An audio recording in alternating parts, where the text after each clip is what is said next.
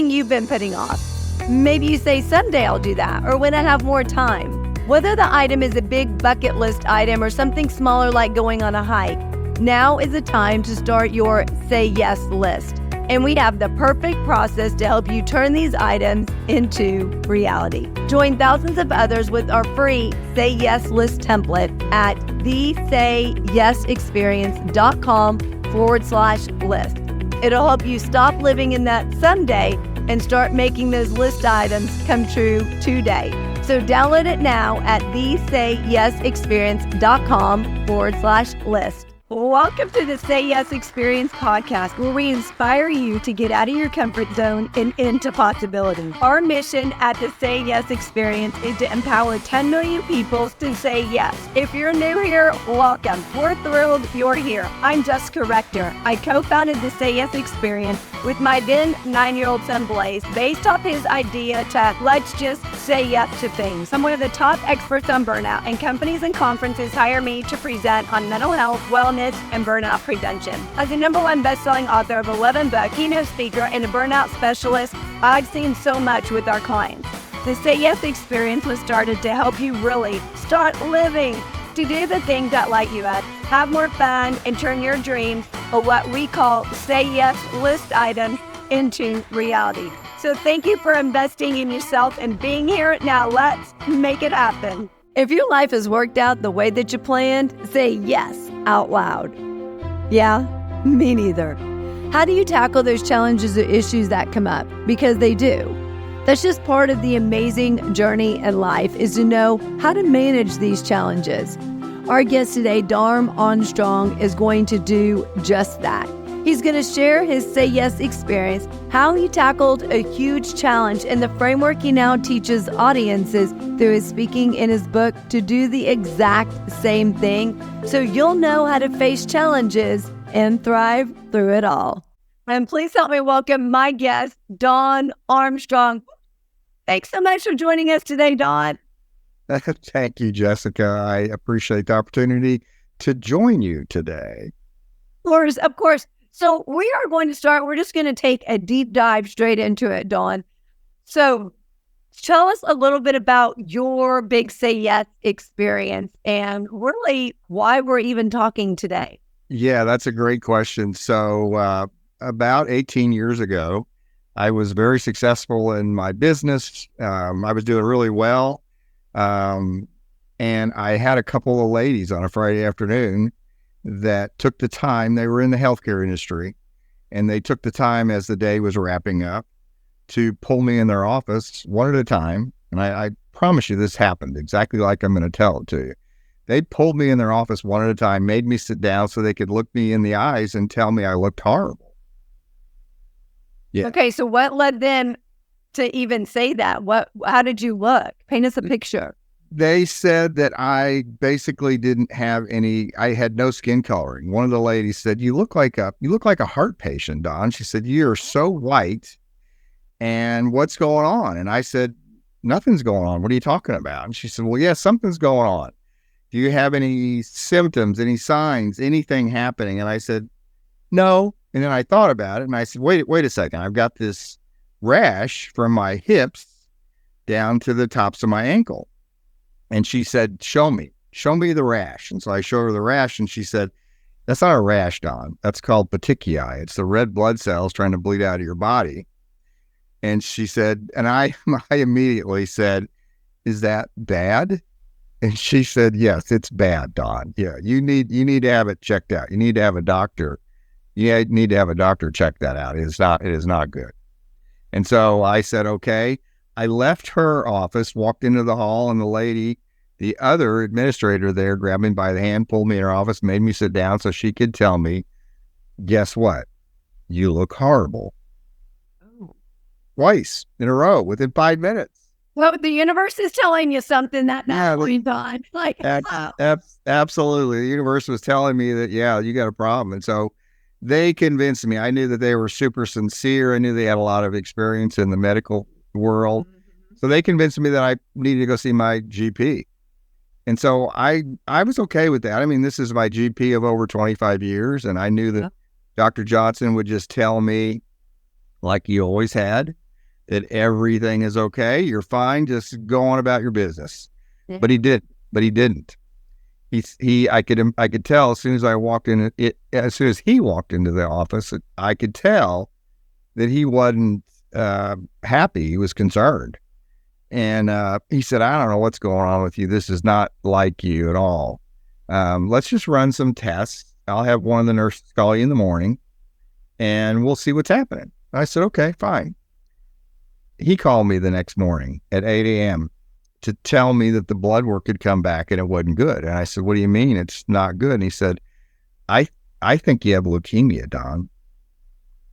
And I said, I promise you, my next response was, shut up, Dr. Johnson. I do not have leukemia. And he goes, no, I think you do. I've got an appointment for you to go see an oncologist. You need to go.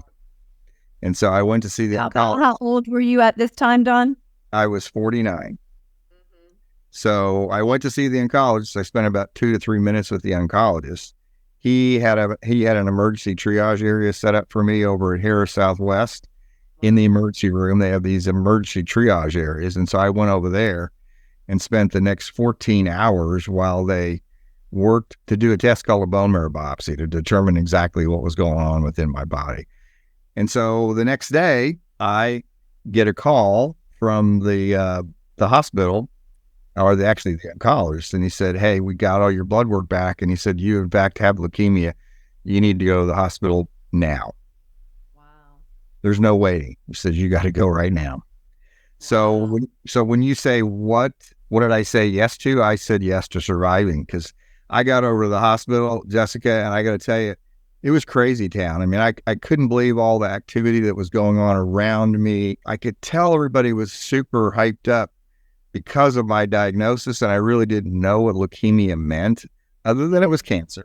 Right. And one of the nurses grabbed me by the hand and she said, hey, you know that you have a 25 to 30% chance of surviving this type of diagnosis, don't you?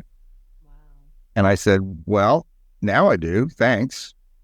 So I spent the better part of the next 8 months going through chemo. I had 5 rounds of chemo and ultimately a stem cell transplant that saved my life. Mm-hmm. So right in there on that first day, Jessica, I had to say, okay, I'm not going to let this beat me. I'm all in. But let's do what we got to do. Let's go. Wow. So, talk about your life switching super fast. And, right when you said, how you said, okay, it's taken us a while to get here, you and me, like to schedule it because of our schedules and stuff like that. We were talking about that before we started the podcast. And man, I think it just was meant to happen that it took so long. And the reason why is because as soon as you said 49, I was like I just turned 49, right? So if we had it earlier, you would have said 49 and it wouldn't have hit me as much as it did. But man, when you said 49, I was like, that's how old I am. Right.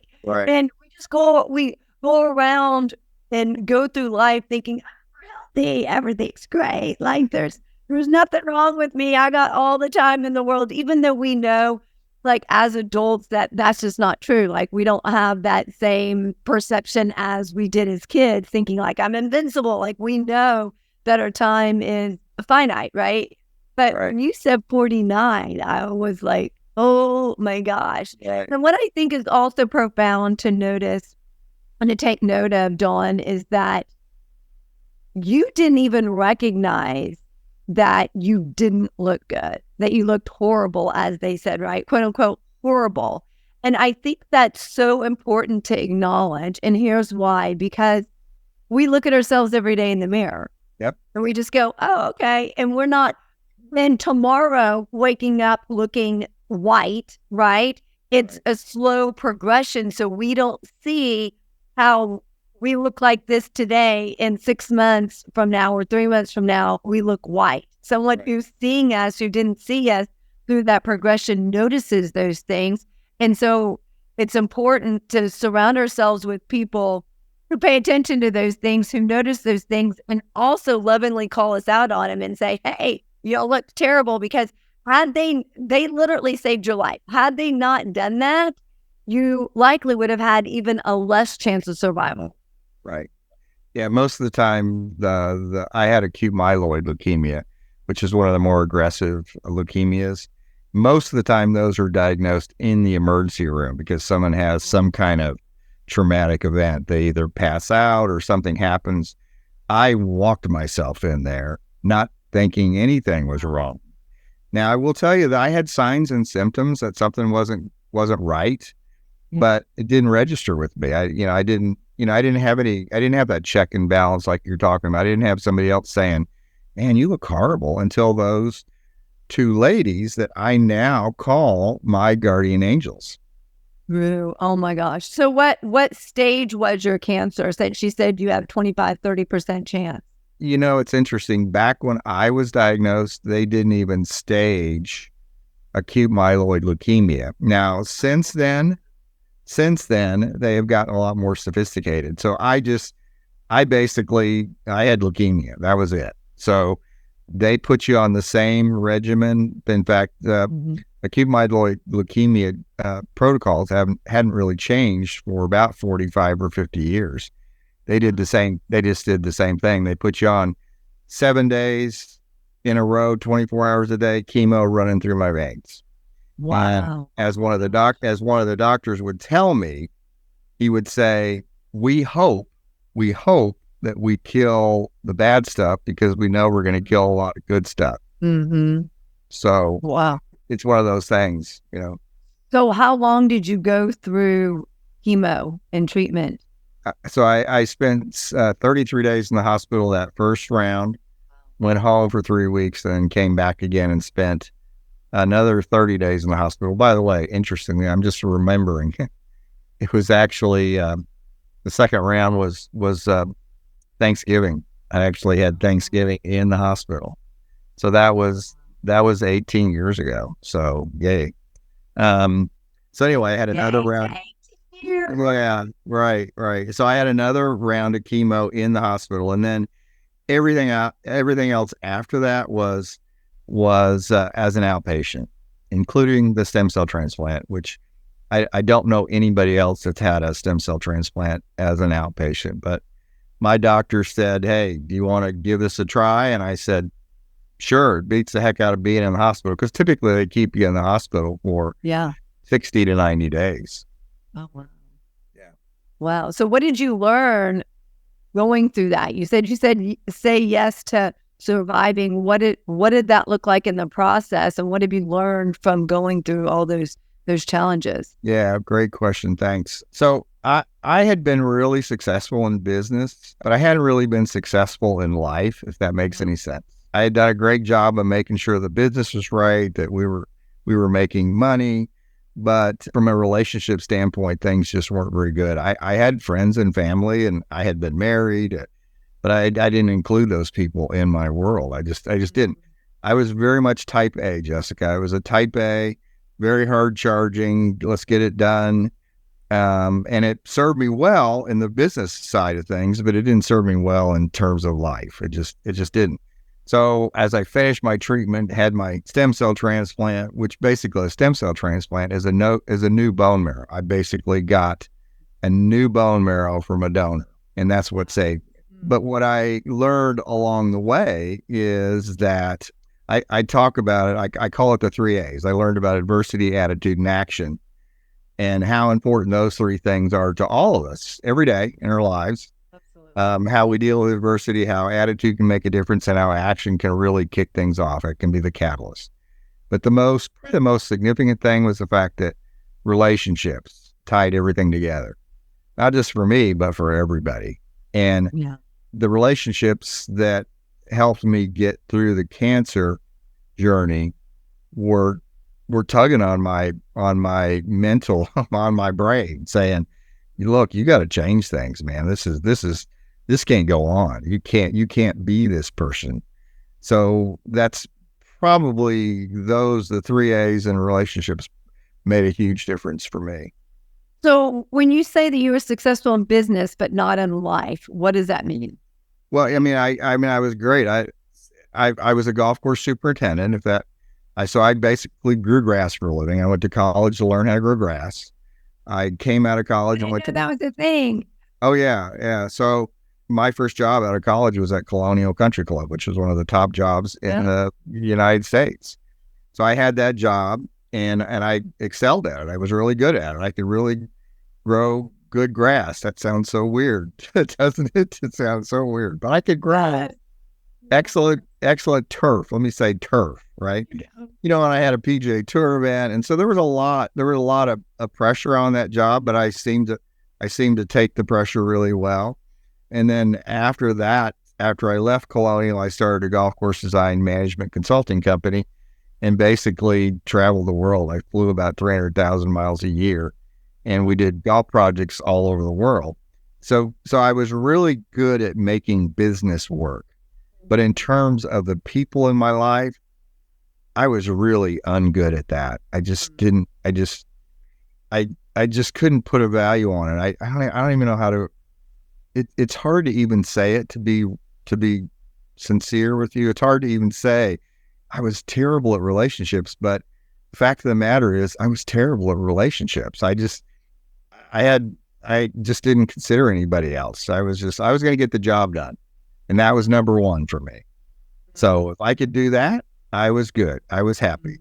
What I learned, along with the 3 A's, is back to that relationship thing, is that you can have both. You can be really successful at business, but you can also have the relationships that add joy and satisfaction and, fulfillment and all those great things. And, I see you travel around the world with B, and to me, that inspires me to know that you can have both. And so that's what I was learning through that journey, as I was going through the pain of the chemo and the stem cell transplant. I mean, there was a lot of issues, but I just seemed to make it through those, right?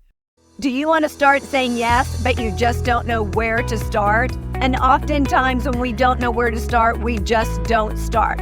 So we created an ebook just for you. We put together 101 ways to say yes. In this ebook, ideas big and small, things that only take a small amount of time, like 1 to 2 minutes. Whether you're saying yes to yourself, in your family, relationships, or pushing yourself lovingly outside of your comfort zone with adventures, it's all made to really help you become more of your rock star self. So you can get this ebook at thesayyesexperience.com/book, BOOK. So if you want to start saying yes, or maybe you need some ideas on how to say yes because you get so caught up in being busy and doing tasks and projects or doing laundry and cooking that the time flies by and you want to spend time with your family, but you just don't know how to say yes. Those ideas just don't come to you. We put it together to make it super, super easy for you. So go to thesayyesexperience.com/book to get your copy today and start saying yes now. Are you feeling overwhelmed, stressed, or burned out? We get it. You're not alone. In fact, according to our research, 79% of the workforce is in burnout, and almost half are in extreme burnout. In fact, it's the number one reason why people are leaving organizations. They're burned out. They're looking for something more. They're looking for something better. But it doesn't have to be that way. We have your solution.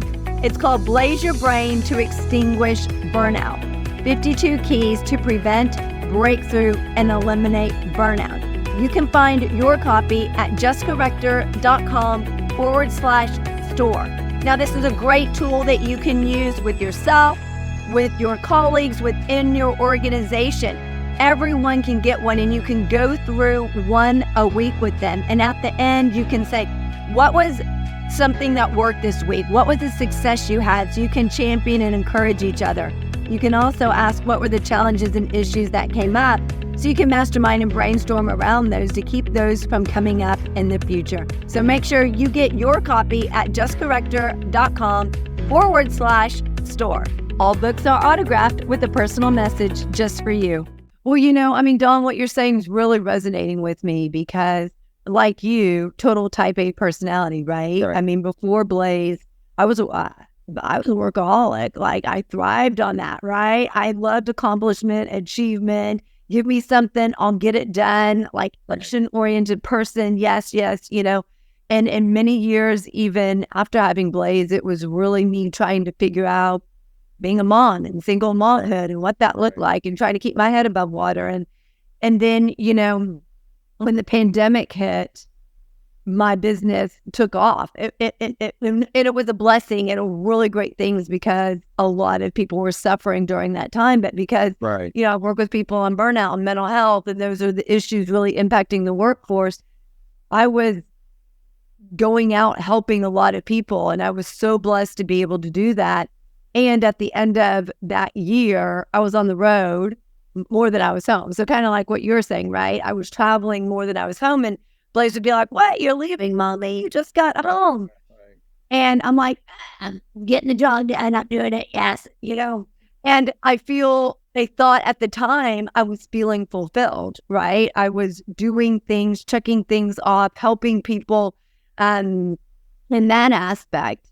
But then when I would come home and Blaze would want to go do stuff and have fun and all I wanted to do was lay on the couch, I realized it was not sustainable. Right. I couldn't keep doing this and be happy. And so something had to change. So I'm blessed that I learned that and had that kind of wake up call when I did, because now I'm a lot more in tune. Yes, we need to go travel. Yes, we need to go incorporate fun. And actually the Say Yes experience came because of Blaze, from his idea of, "Mommy, let's just go out and say yes." And what I found through the process of that is we as humans, as adults, need to say yes to ourselves, to those things that bring us joy, that fill us up, and say yes to the relationships that you're talking about, saying yes to those things that make us happy, as opposed to working, going and pushing and all those kind of things. And when we can incorporate and have both, right? We can be really great at work and really great in life, as you say, really great in relationships. But it also takes us being intentional to do that, because it's not just going to come, right? So tell us a little bit more about how you came up with, you label it as the 3 A's. How did you come up with the 3 A's, and give us a little bit more context at what those 3 A's mean and what's kind of behind them? So I started looking at myself, right, my life, and I started saying, I can't be the only person that's got this same issue with being type A. There has to be other people. And so I started kind of, and this Jessica, this stuff is happening, and I'm probably not mentally cognizant of the fact that it's happening. It's just happening, right? Yeah. So I'm thinking, you went through a pretty big adversity. Does anybody else go through adversities? This is a conversation that I would have. And I go, yeah, other people have to go through adversity. I think people go through adversity, but they don't necessarily know how to deal with it, So I started thinking about adversity and the fact that it affects all of us. It can be something simple, car not starting, you lose your keys, or it could be something complex like the loss of a loved one, a loss of a job, a divorce, or maybe even a medical issue like I had, right? So I thought, oh, okay, I can't be the only person. Let's look at this. If you have an adversity, what can you do? There's got to be some ways to get through it. And so I looked at the fact that, okay, there's got to be some steps. And so I said, okay, step number 1 is you got to recognize it. You got to recognize that you got a problem. Because if you don't, it can overwhelm you, right? Yeah. So that was number 1, recognize it. Number 2 was confront it. Just because you got a problem doesn't mean a lot of times our tendency is to look at the most negative scenario possible.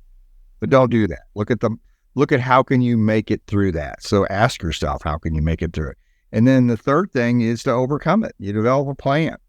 And once you got that plan, you got to be persistent with it. You got to be consistent with it. And then you just work through the adversity. And so I like that, persistent and consistent. Yes. So once I got through the adversity piece of it, I thought to myself, now I'd heard in the past, I'd heard people say, the attitude's a game changer, right? Mm-hmm. And so I thought, that's true. In fact, Dr. Fay, my oncologist at Baylor, particularly late in my treatment, he used to talk to me a lot about my attitude. In fact, one day he said, your attitude may have been the difference between life and death for you, Doc. Mm. He would say, God, I wish you could go next door and talk to that patient next door and share your attitude with them. Wow. So that's when I got to know that, attitude is in fact a game changer. Attitude can change outcomes. So it's kind of contagious too, Don. Like when you have a good attitude and a positive attitude and people are around you, it trickles to them. But just like the reverse is true, if you're around someone who has a negative attitude and a bad attitude, it's easy to take that on and trickle down into your life. And it's kind of the same concept that, people say, I have a bad day. And you don't have bad days. You have bad moments that turn into bad days because you keep replaying that situation or that conversation. And then you replay it. You tell this friend and that friend and that friend. And so you keep replaying it to all these people. So it turns into a whole bad day. Right.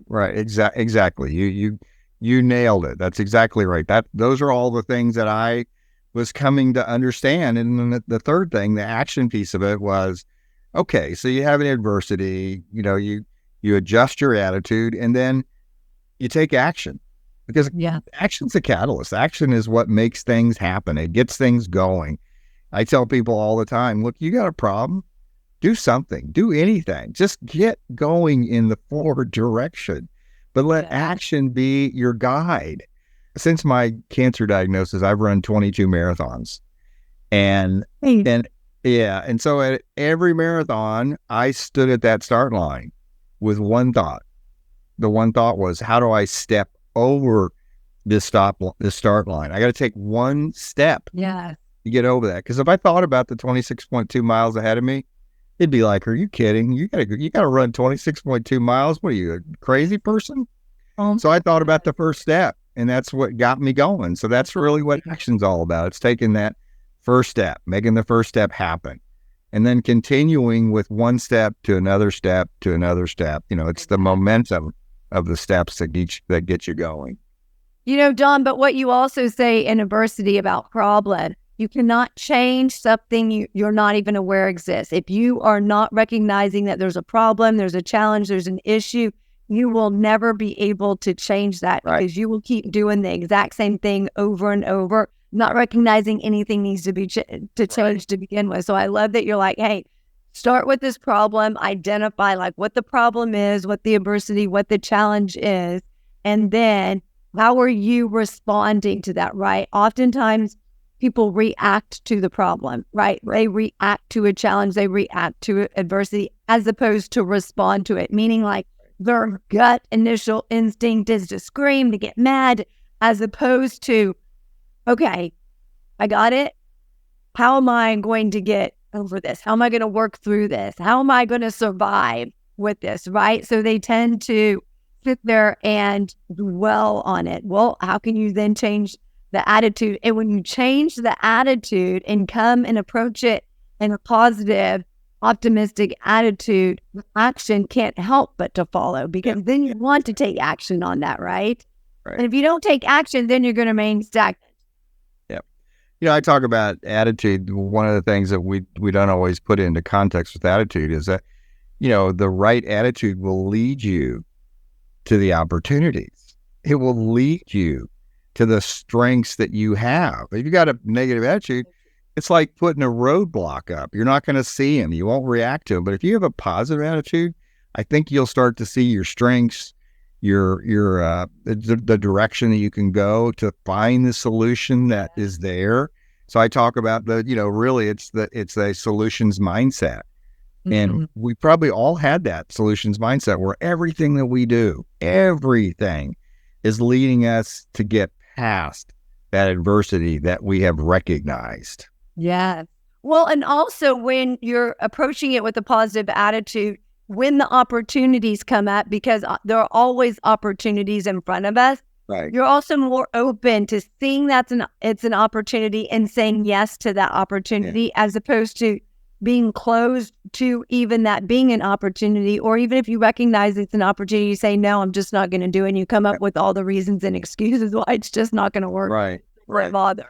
So you wrote a book called Finish the Race, right? And it kind of goes back to what you were saying of just start, just get over that start line and just start. That's exactly right. That's what it came out of. Actually, in 2010, I had started doing work with the Leukemia Lymphoma Society, primarily raising money and awareness for the organization through their endurance training program, which is called Team in Training. And so in 2010, I was my 5th year of our mission. So I went to the organization and said, this is a big deal. I need to do something big. Yeah. What do you think we can do? And they said, whatever you want to do, we're on board. So I said, okay, I'm going to run 10 marathons across the country. And in the process, raise a bunch of money and raise awareness for the organization. And so I had to call that campaign something. And so I called it Finish Your Race. And so out of that, came opportunities to speak, came opportunities to do other things. And so Finish Your Race just kind of evolved. It just kind of happened. And people were saying, and you probably experienced this, Jessica, people were saying, write a book, write a book, write a book. Like you just sit down and write a book, and it doesn't work that way. It does not. It's a lot harder than that. My gosh, I wish it was that easy. So anyway, that's where I wrote the book, Finish Your Race, because of the initiative that campaign gave me, and the fact that I was then taking the 3 A's, I was then taking relationships, and I was putting it into a format where other people could see the lessons that I had learned, and hopefully make them a part of their life, even if it's just one thing, just anything, just add that to their life with the idea of having a better outcome. Yes, absolutely. So what do you really want to inspire and empower other people in their lives to do? I look at it from a standpoint of, I just want people to understand that there is hope and that there is encouragement out there for them to make things happen. We don't have to be stuck in the place that we think we're stuck in. Mm-hmm. And I think that if we have a platform or a set of lessons, again, going back to the 3 A's, something that will help us get through those, and we can follow those, that I think we can have better outcomes. And again, I'm not talking about business success. I'm really talking about the success that you can have in relationships. You and I both know that when we leave this earth, no one's going to say, man, that Don, he had a great house and he vacationed here and he did that. No, they're going to say he was a good guy. At least that's my hope. I hope they'll say he was a good guy. They're going to talk about those things, not about the other things, because that's what people do. They talk about the relationships that you develop in your life. Yeah. Well, in all transparency, Don, I certainly hope my son says we had some great vacations. Yes. It's about the experiences and the memories that we're creating for him. But that goes along with building those relationships. The relationships and memories go hand in hand. So thank you so much for being here, Don. Thank you so much for sharing about the 3 A's and your story. Thank you. Yay. Congratulations on 18 years of saying yes to surviving. We are so much better in this world because you are still here. So thanks for joining us. Thanks, Jessica. Thank you for joining us today. And all of Don's information will be in the notes section. So make sure you go and check him out and follow him on social media, and make sure that you're saying yes to those areas in your life, no matter what they are. If you're going through a health challenge, surviving, saying yes to those opportunities that are presenting themselves to you, saying yes to overcoming adversity, having a positive attitude, and taking action. And we'll see you next time. Have an awesome day. Bye-bye. Are you ready to move to your next level of rockstar greatness? CFO, Chief Fun Officer, #1 best-selling author, and keynote speaker Blaze Rector is ready to help you do that. At just 10 years old, he's already written 2 #1 best-selling books. Through the power of storytelling, he uses lessons learned and shares strategies, tips, tactics, and tools to inspire, empower, and motivate you to live a more amazing life. So if you're ready to do that in your own life, grab a copy of his #1 best-selling books at jessicarector.com/store. And when you order your copies, he will personally autograph them and write you a message on those books before shipping them out to you to really inspire and empower you in your life. These books are great for adults and kids alike. So if you're ready to move to your next level of rockstar greatness, make sure you grab your copy at justcorrector.com/store. Enjoy those amazing, empowering, transformational books. Did you know that the two biggest issues impacting the workforce are mental health and burnout? Well, we have your solution. The more that you feel burned out, the more it impacts your mental health. The more your mental health is impacted, the more it leads to burnout. So it's a vicious cycle that goes around and around, but it doesn't have to be that way. You can help them both if you're intentional and strategic with it. We have lots of resources for you at justcorrector.com/store. One that I want to highlight that really enhances your mental health is Tame Your Brain Game, 52 tips to turn negative thoughts into positive action. Now, research shows that 80% of your thoughts are negative. No matter how positive you feel, it's the pattern and the habit that you've developed over the course of years, over the course of decades. And that can often impact your life, how you show up, how you lead, how you communicate, how you engage, whether at work or at home. And then it also impacts a work environment. All you need is one NN or TT, negative Nancy or toxic Tim, to really impact that work environment. So if you are ready to enhance your mental health, get your copy of Tame Your Brain Game, 52 tips to turn negative thoughts into positive action today at justcorrector.com/store. All books are autographed with a personal message just for you. Thank you so much for being here. Check us out at thesayyesexperience.com. Our mission at the Say Yes Experience is to empower 10 million people to say yes. With your help in sharing our podcast, we can do that. Follow us on all social media at the Say Yes Experience and join our free community at facebook.com/groups/the Say Yes Experience. Thank you again to our guest. You can find all the contact information for our guest in the show notes. Thank you to our CFO, Chief Fun Officer, Blaze Rector, our business advisor, Lisa Verhurick, and to our team at Just Corrector Enterprises. We look forward to connecting with you on the next episode. Have an amazing day and keep being a rock star.